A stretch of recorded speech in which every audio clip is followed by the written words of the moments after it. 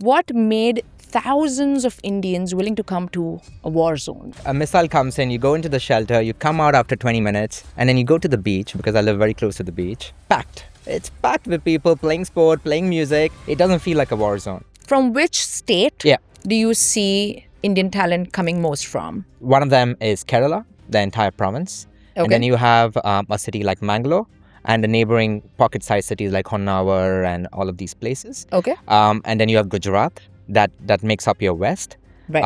And then we have towards the east of India, that's West Bengal, Siliguri, Manipur, post-October 7th. Right. You needed to fill a massive gap. The Palestinians were doing the general work, right? Right. And since October 7th, they were all sent back. Now someone needs to do that work. And there was a massive, massive hole in the economy.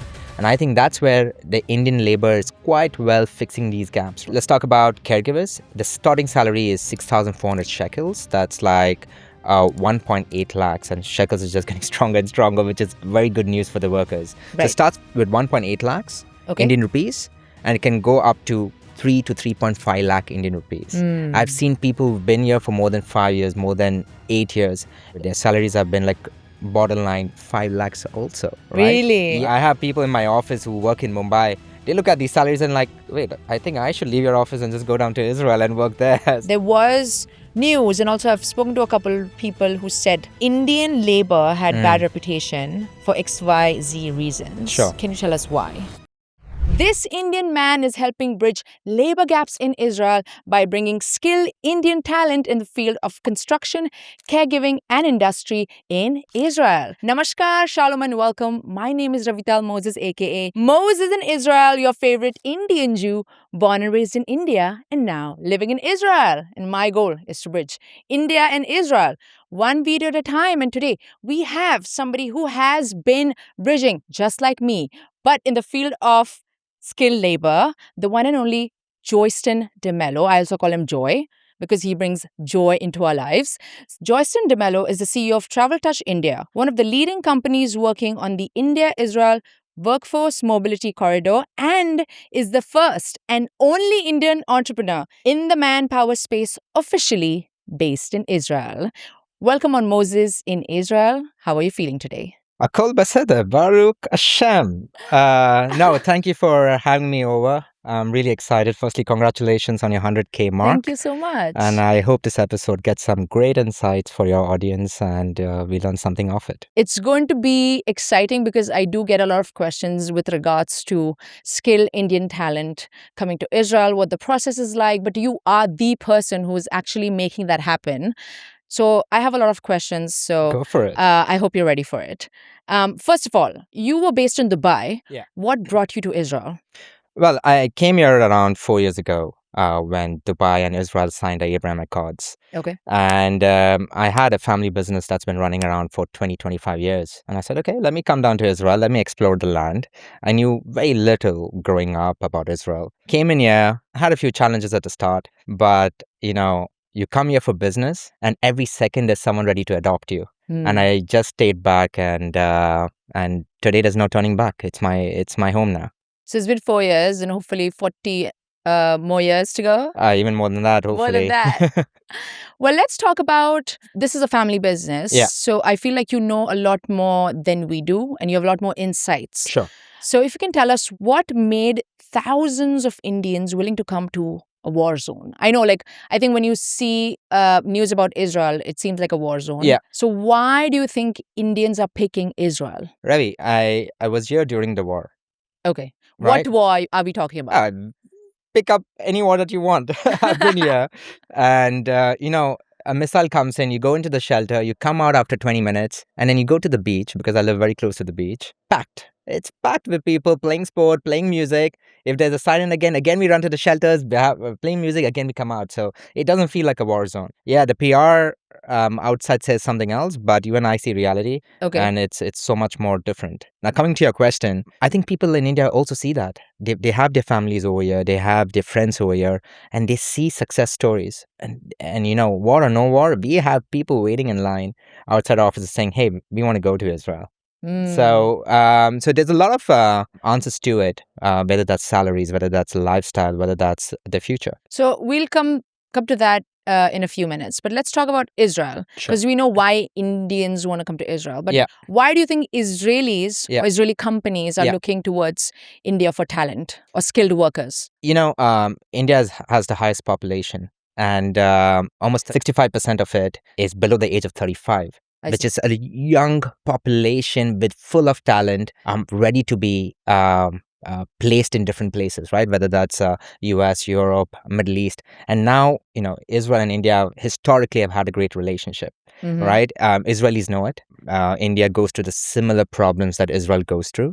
And we understand we two of the oldest civilizations. So there's a lot of common points, right? And Israel has demand, India has talent. The execution is the issue, which we will talk about in the coming points. Okay. But the fit is right there. And with PM Modi just visiting us in Feb, signing a deal of 50,000 talent in the next 3 years. So all of it points towards one direction that, hey, this is just going to be a stronger relationship. Okay, so in the last 4 years, I just want an average number if you can share. Yeah. How many skilled Indian workers were you able to bring to Israel? Oh, me personally, over 3,000 workers, I would say.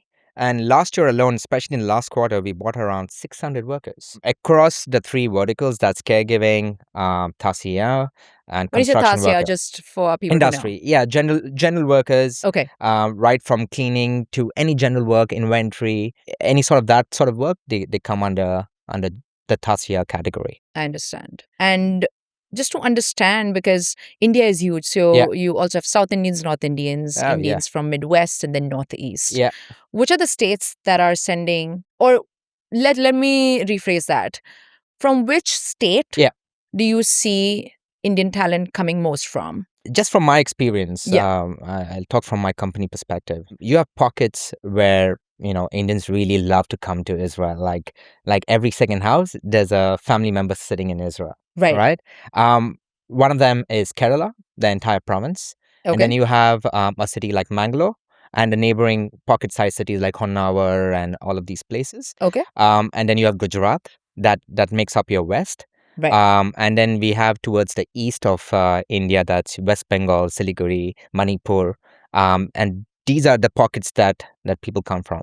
And if you see the trend, right, in India, you always have pockets that go into respective places. For example, you have Punjab that always go to Canada. You have Kerala that always go to the Gulf, right? And like that, you have Israel that you have these cities or these provinces that bring people to Israel. But is there a reason why you say because I know when you think of Canada, I think the first thing that comes to mind are like Punjabis, Correct. right? Yeah. A bunch of like first generation Punjabis went Yeah. to Canada Yeah. and then they brought in more. Like, I'm just curious. I think it's just that. I Okay. think it's the first generation that went in there Yeah. and they see some success stories and they see the lifestyle that's there, and then everyone gets attracted.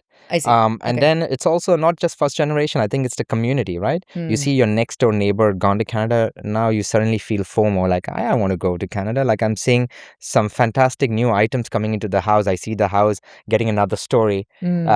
I want to be a part of that success story as well. So I think it's that. I understand. Coming to skills. Yeah. Okay. Because skills is now with AI and everything, even if you go to traditional industries, Yeah. I don't know what to call it, but like hand working skills Yeah. it's still very precious. Yeah. What are the skills that are seen most important in the Israeli ecosystem? Now I'm going to digress a little bit because you bought AI. Okay. I came across a meme, and it's not really a meme. It was my friend who put up the story saying he's a bartender, so he was shaking his cocktails, making his cocktail, and he's like, I would like to see the AI do that, right? Like, so look, AI is there, and which better country to talk about AI than Israel? Yeah. But I think there's some fields that AI can never replace. Okay. And that's skilled labor, right? Okay. So in terms of skills, like post October 7th, Right. you needed to fill a massive gap that the Palestinians were doing the general work, right? Right. And since October 7th, they were all sent back. Now someone needs to do that work, right? And there was a massive hole in the economy.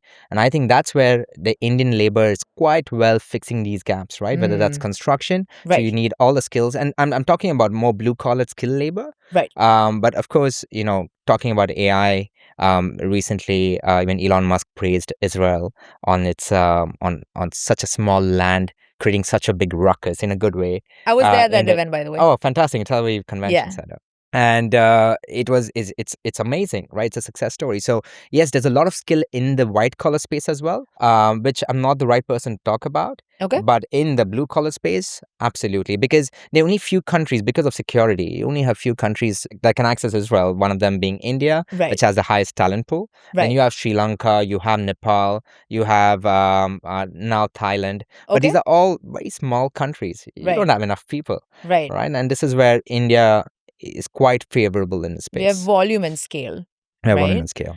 Before we move on, let me share a quick insight. All of you have been watching this channel, but 80% of you have not subscribed to this channel. Only with your support, I'm able to grow, invite better guests, and create an impact in the India-Israel space. So please go ahead, click that subscribe button and help this channel grow. You can also support this channel on Ko-fi. With great content comes great responsibility and great expense. So every little bit helps. And now, back to the show.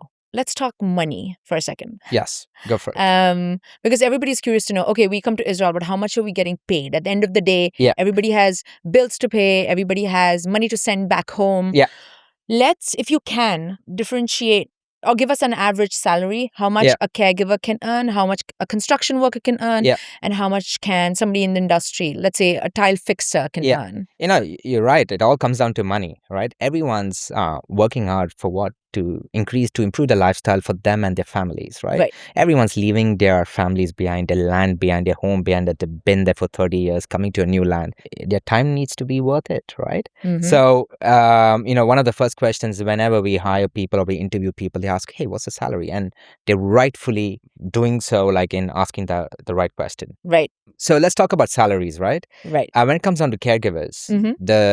and this is a beauty of Israel, like the ministry really looks after the workers that end up coming over here, and they have equal rights, right? Okay. So they're all rules put in place, and they're always changing for the betterment of the workers. I see. Can Right? you just give an example? Let's talk about caregivers. The starting salary is 6,400 shekels. That's like 1.8 lakhs, and shekels is just getting stronger and stronger, which is very good news for the workers. So it Right. starts with 1.8 lakhs Okay. Indian rupees, and it can go up to 3 to 3.5 lakh Indian rupees. I've Mm. seen people who've been here for more than 5 years, more than 8 years. Their salaries have been like borderline 5 lakhs also, right? Really? Yes, and which is which is a fantastic story to see. Yeah. But I have people in my office who work in Mumbai. They look at these salaries and like, wait, I think I should leave your office and just go down to Israel and work there. So that's the salaries that the caregivers earn. Mhm. And then you come down to construction workers. The starting salary is 2.2 lakhs, 2.3 lakhs.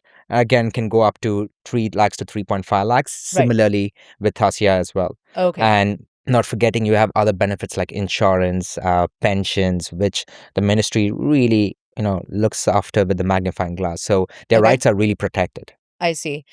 Because you work so closely with Indian skilled workers, do you have an emotional story to share saying maybe somebody came to you and said, this has completely changed my life or my family's life? Yeah. I'm the first person who completely changed the trajectory of my family. Yeah. Or somebody who said, this is not for me, I'm going back. Yeah. Can you share the good, bad, Listen, and the ugly? this is one thing that lets me sleep peacefully or puts a smile on my face when you see these success stories, right? Okay. Because again, you got to give it up to these people that come here, right? Mhm. Let's look at the caregivers. You mainly have women coming in, Right. right? The women have children. For a mother to leave the children behind and come to a foreign land, you can relate with me how difficult that could be, Yeah. right? So when they come here, and obviously the first 3 months, 6 months could be difficult, a different set of people, different culture, different food, different land, different weather, Mm-hmm. right? So there's this one lady that I can talk about. I brought her in around 4 years ago, Okay. and 2 years down the line,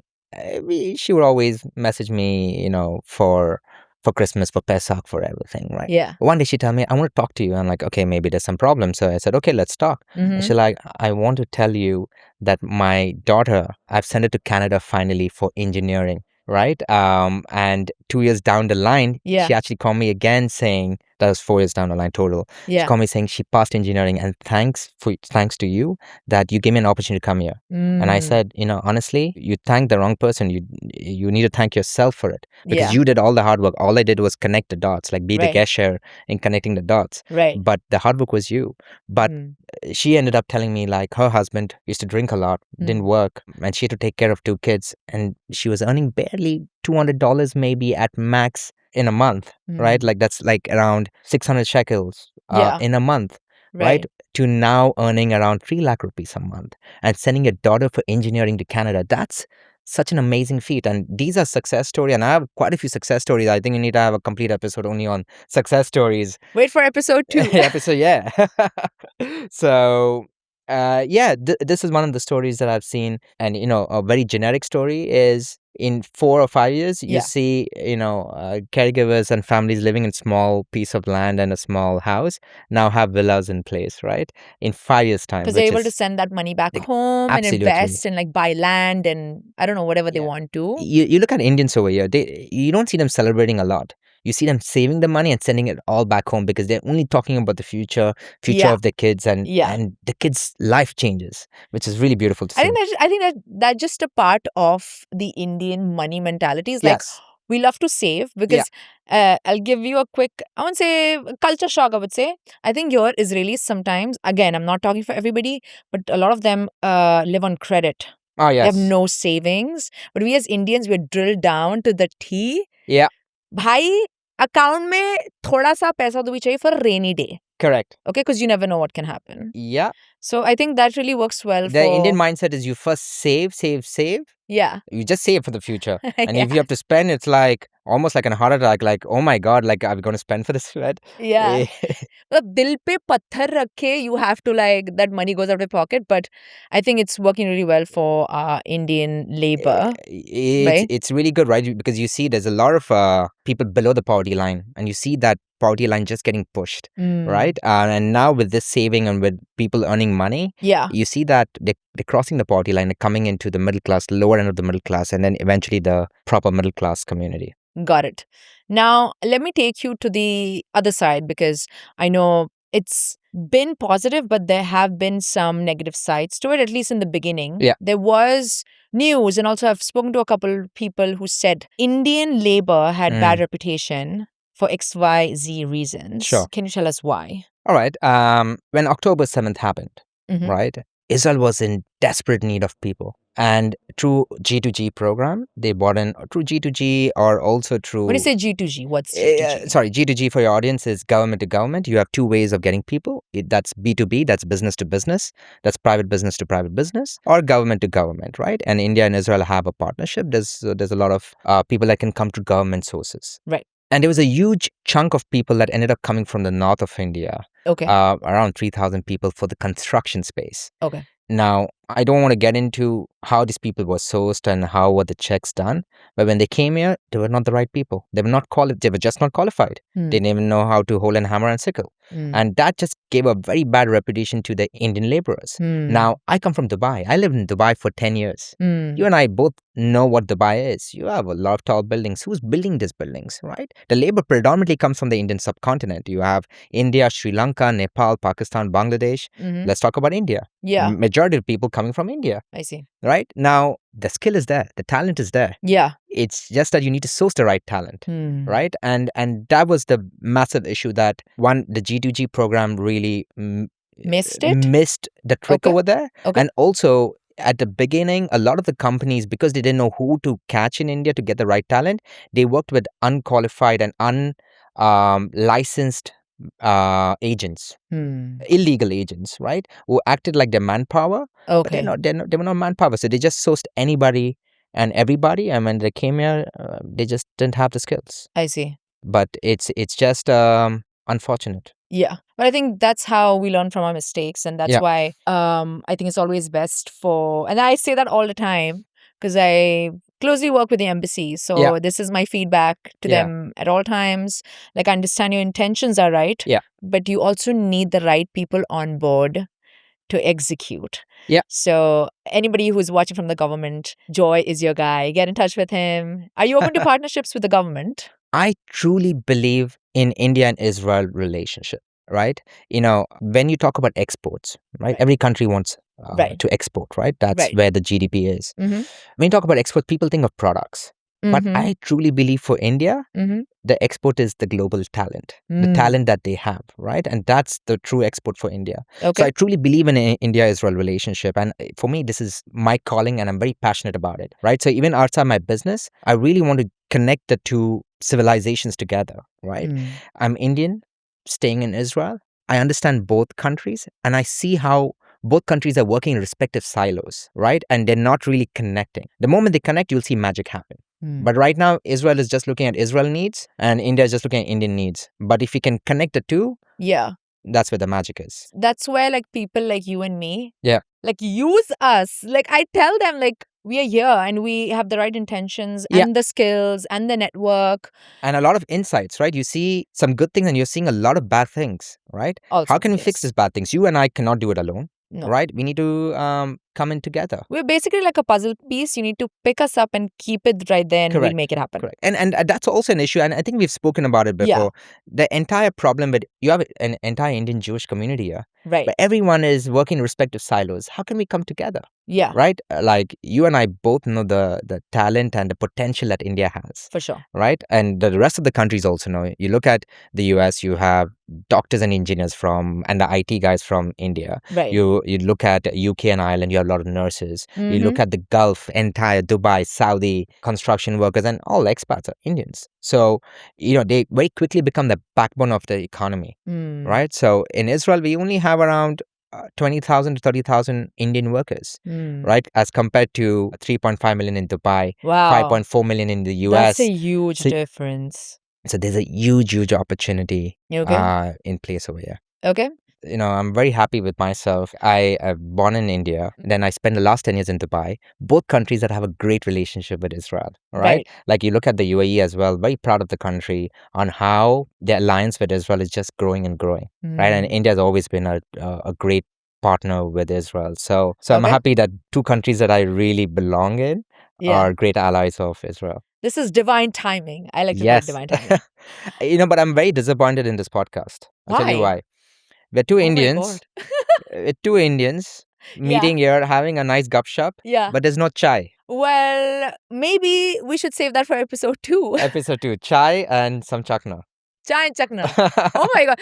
That should be the name of my series. Probably Chai and Chakna. Get all desi people, regardless of like what industry they come from. Yeah. And just have chai, chakna or charcha. Charcha. Wow. Now we're talking. See, ideas are being born. You're making me a Westerner here, drinking cappuccino and all that. Let's bring you back on track. Let's go. Because I want to talk more about, because, there's so much information on the internet right now. It can be very confusing. But as somebody who's been leading and bridging, what do you think the process looks like? Let's say there is a caregiver watching you right now and saying, I want to come to Israel. Yeah. What does the process look like? Can you walk us through? And how long does it take for them to get here? Well, the process is pretty straightforward. It's been polished by the the Israeli embassy in India quite a lot. Okay. They've looked at the process and they've seen how can we streamline it further. Okay. And the process is very simple. You go to one of the authorized agencies by the Israel embassy. There are only 7 in Mumbai and 3 in Delhi. I see. Right? No one else apart from these agencies can get people to Israel. Right?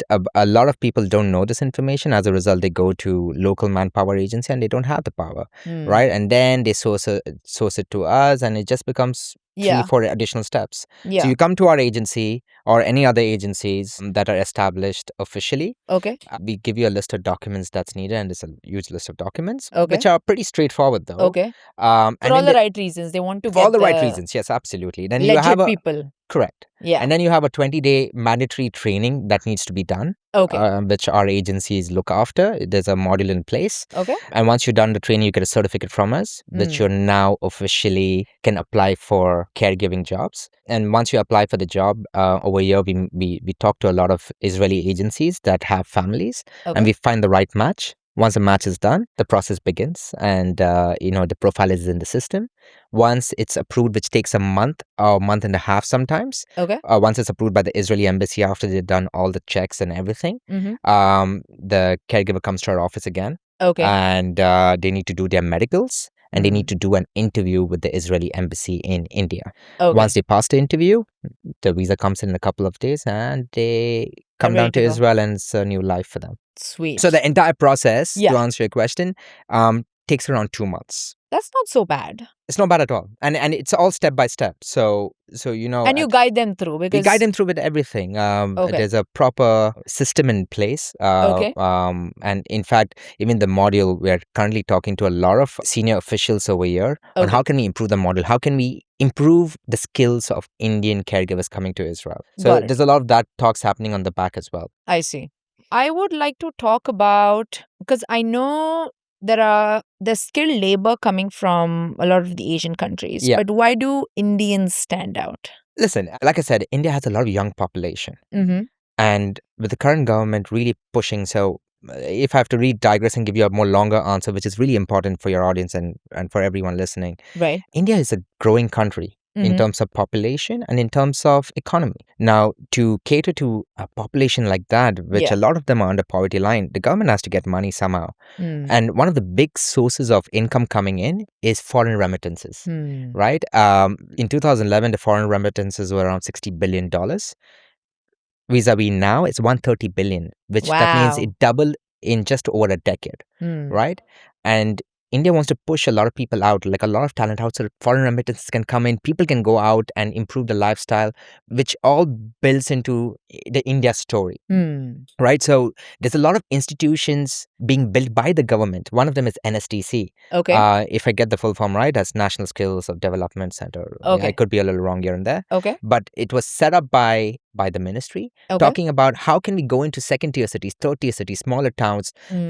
and get the right talent, polish them, improve their skills, and then push them out. So there's a lot of partnerships have been happening with Japan, with Germany, Hmm. and now one of them being Israel. I see. Right. And not just talent. There's a lot of people, and we're trying to really build up their skills so that we become a really good talent pool for all countries across the world. Okay. And me being in Israel, I'm only looking at India and Israel workforce mobility. I see. How can Israel source the right talent from India? I was having a conversation with certain people from the ministry, and they were talking to me because I've been based in Dubai for 10 years and I've been in a similar field. They asked me, how does Dubai get the right talent? Hmm. And the answer needs to be B2B, right? Now, it might sound biased, but I'm supporting it with facts, right? Right. I've seen a lot of companies where they've gone through a G2G route, Mm-hmm. and the government has given them certain people automated based on the filtration that's there. But when the people come here, they're stuck with these people because the talent is not there, probably the skills are not there. Now they don't know who to pick up the phone and call and say, hey, listen, it's not the right person. Who can I complain to? Who do you think from the government is really going to pick up the phone? No, not really. Right? And this is where Dubai has been successful in the labor space, because the companies come down to India or have a video call or talking to the right companies in India, the manpower space. For example, we've been in this business for 25 years successfully, right? Yeah. That means we've done a few things right to stay in business. That is, get the right talent pool, do the right research, do the right skill search of sorts, right? So we have the skills with us, right? So how can the companies in Israel talk to us directly over there, or talk to the government? No problem. But how can the government talk to us? Because we can help them get the right resources, and getting the right resources is just start of the journey, right? It's a people coming from very different culture, so someone needs to be there to continuously talk to them. Language could be an issue, so you need to pick up the phone at any point and say, listen, I need help. And we have a team ready for it. I'm here on ground. Why am I here on ground? Not just to grow my business, but also support my people that come here. They need help, and Right. and I'm here for it. I also feel like it's treating it like customer service. Absolutely. Right? Customer service is something that's missing in this workforce mobility space. How can that be solved? Is either government officials place some government officials over here, but that's not going to happen, You right? think so? Like I said, governments are working in respective silo. Israel is looking after Israel, India is Hmm. looking after India. The guest share is missing, the bridge is missing, right? And the bridge is people like me, people like you, that's here to serve people, right? Serve the Israeli employers and also serve the Indian workers. Don't forget, at the end of the day, we are all humans, right? And people buy from people. So you can go to any AI or you can go to a system and get people, but sometimes you just want to pick up the phone and say, listen, I want to know more about this worker, or I want this. How can you help me? We can get you the right people. Okay. Cool. So there's a long way to go. There's a long way to go. I think it's in its infancy, this space. Yeah. But I think it, if we don't action quickly, Yeah. this system is going to decay the Israel economy, because one of the biggest challenges today Yeah. is unlicensed agents, Israeli agents who are not manpower agencies, who just have the right connections trying to get people, but when they get people, they're not getting the right skills. So one, India reputation is getting spoiled. Second, when these workers come here, when you don't have the right skill, you're not getting the right productivity, and eventually you will see the economy getting decayed. So I've seen the problem. Yeah. How can we solve it? Well, you heard the man. Get in touch with Joy today. Completely change the topic now. That's good. Is I know as Indians, we do get a lot of culture shock. Ah, yes. And sometimes it can be like, bhai, hum kahan aa gaye hai, kind of a feeling. Now, since you work with Indian labor so closely, Yeah. what have been their challenges, their complaints in Israel? Before I go there, I'll tell you my personal story. Okay, let's talk about that. When I came here 4 years ago, went to a cafe. And I come from Dubai, right? Like 10 years in Dubai. There's a little bit of Cafe culture? sophistication in terms of bars and everything. So I came Okay. here, Tel Aviv. I came to Tel Aviv. Okay. Very chilled out culture, right? Yeah. So you have the waiters or the bar owners or the cafe owners just yelling and talking to you, yelling and talking. And that was a culture shock for me. Like, why are you yelling at me? What did I do? Till I realized that the more they yell at you, the more they love you and the more they care for you. So today, if they don't yell at me, I feel Something's offended. I'm off. like, why don't you love me? Yell at me, shout at me. I want to be loved. I'm a lovely guy. So Yeah. that was a big culture shock for me. Yeah. But for but for people coming in, Yeah, I would have. I think because also it doesn't matter. No, sorry. You should complete it. Go no, ahead. go for it if you need to. No. Okay. You should have. So with people coming in, Yeah. right? One of the big culture shocks is Israel continuously is being bombarded, Mhm. right? So the sirens and all the wars, that can be a huge pain point for people, right? Because Okay. yes, coming in, they know it. Like yes, there's something like a war, Mhm. but being in the situation and facing it is something completely different, right? Mhm. And a lot of workers don't really have a mamad or don't really have shelter in the building, so they need to really run around for 200, 300 Yeah. meters to find a common shelter. I Right, so see. that can be a little bit of a culture shock for them. Okay. And I know that like from a few people firsthand saying, listen, during Yeah. the war, especially when with Iran attacking in, right, we had to go into the bunkers, and sometimes finding the right bunker is also a little difficult because they're not every time in the same location. Sometimes we keep moving locations. Yeah. So Yeah. that has to be a culture shock for them. Okay. But have you seen numbers? Like, have people been leaving their jobs because of the war? I'm just curious to know what the numbers are like, or they've now, what's the word? Acclimatized? Oh, that's a Like, difficult word. Wow. like they're like used to it now. You- Like just like the Israelis. This is where I'm really shocked, honestly, Ravi. From my personal experience, Yeah. no one I've ever come across has left their job because of the war and gone back to their country. Not at all. No way. Mamashlo. And Oh, so what are the other reasons they're leaving the job here?